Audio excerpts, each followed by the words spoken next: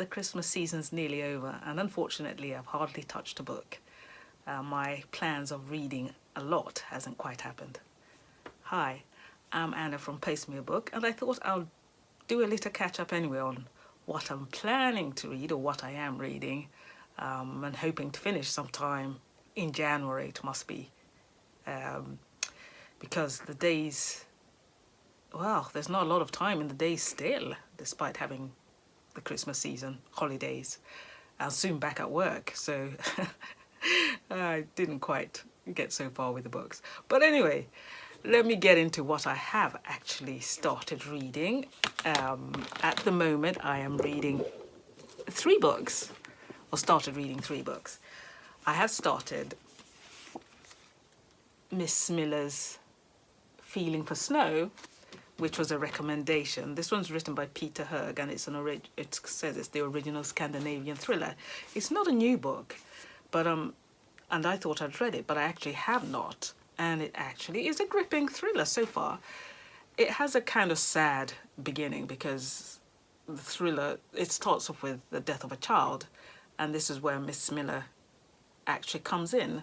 The child, who was called, I've forgotten his name despite the fact I was just reading it, Isaiah, was a friend of hers who she met at about a year and a half ago. Or was it about a year and a half ago? Okay, I'll have to come back on that one. But anyway, she met him, and he was quite young. I can't quite remember how old he is, but I'll catch up on that next time. And the book, as I said, starts off with his death. He had fallen from a building, and he was found by one of the neighbours. I haven't got very far at all in this book. I am actually on page 12. So that is actually not very far at all.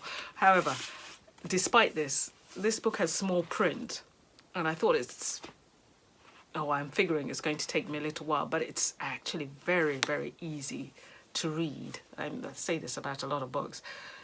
And what's actually stands out for me is that this is written in the first person, and Peter Hurg is a male author, as you perhaps can guess by the name, and he is writing as a woman.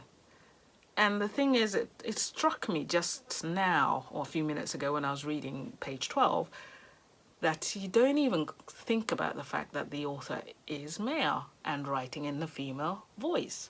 Miss Miller has a very strong voice, and the book is very well described. I love the way I love his writing, I have to say. He draws you into this book very, very easily, and you're very much Miss Miller. So you do become her voice. You are right next to her when she's talking about what happens, how she met Isaiah, about herself. She's a very solitary person from the very few pages that I've read. This story is in Denmark, Copenhagen, but it's also partly in Greenland, I think it is, because Miss Miller's family come from Greenland, and she's, in the brief pages that I've read, her mother was in Greenland. Her dad came from Denmark and moved to Greenland because he was doing scientific experiments. So that was what brought him there. And her dad didn't think that he was going to stay because Greenland, as it is very full of ice and not much else when it isn't winter. Well, no, let me change that. Anyway, when she's describing it, it's a kind of desolate, I guess, is the kind of feeling you get, or the people are very, how does she describe it? I'll have to read this page because this description is very well done. Let me just find out where it was, where she's describing her dad's arrival. Anyway, she was saying that she didn't feel that when her dad came, he wasn't a person who thought that he would stick around, but he fell in love with her mother. And this love was what made him stay for over 3 years. But in the end, he left just because Greenland wasn't his idea of a future. So that is Miss Miller's Feeling for Snow. I'm very much looking forward to reading this book. It seems to be very good. Isaiah, he was only 6 years old when he falls to his death from a city rooftop. No, the police pronounce it an accident, not a suicide. Sorry. Yeah. But Smilas suspects murder. She embarks on a dangerous quest to find the truth. So that actually, very much looking forward to it. And then I've also started WindRush. Let's see if you can see this.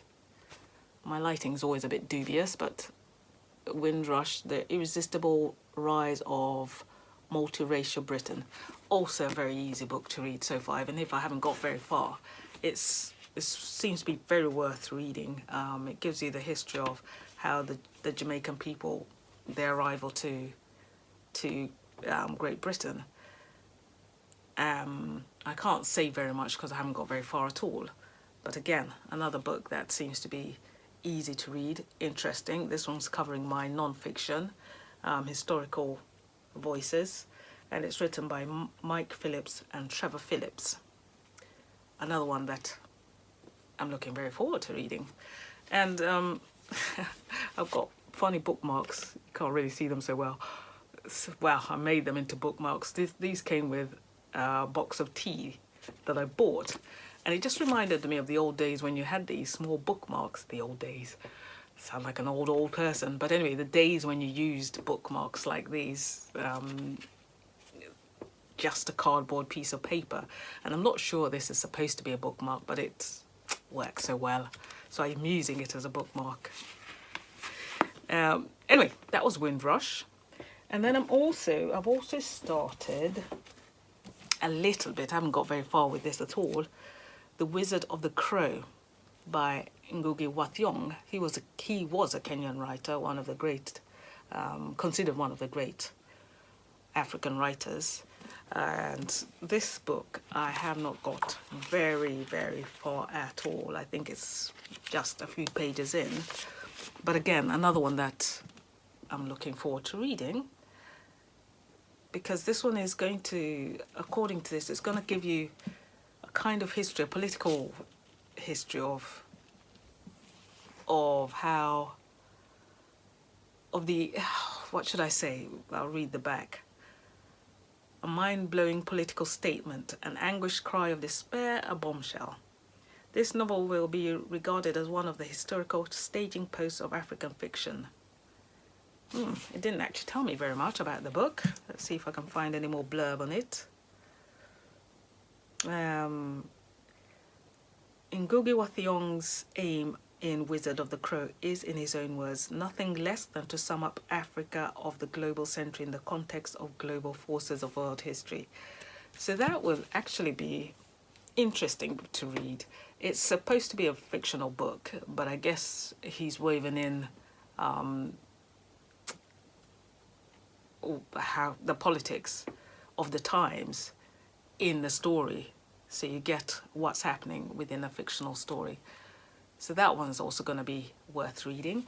This one I think is going to take me a while to read. It's not a small book at all, but again, it doesn't have to take me forever if I have time, but we'll just have to see.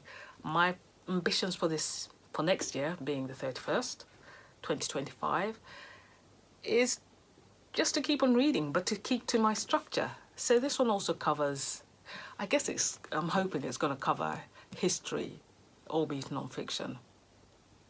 And then hopefully I will actually try and do a kind of summary of the books I've read since I began the channel, because I think it's a year now. I haven't read that many books, so that's not going to take forever.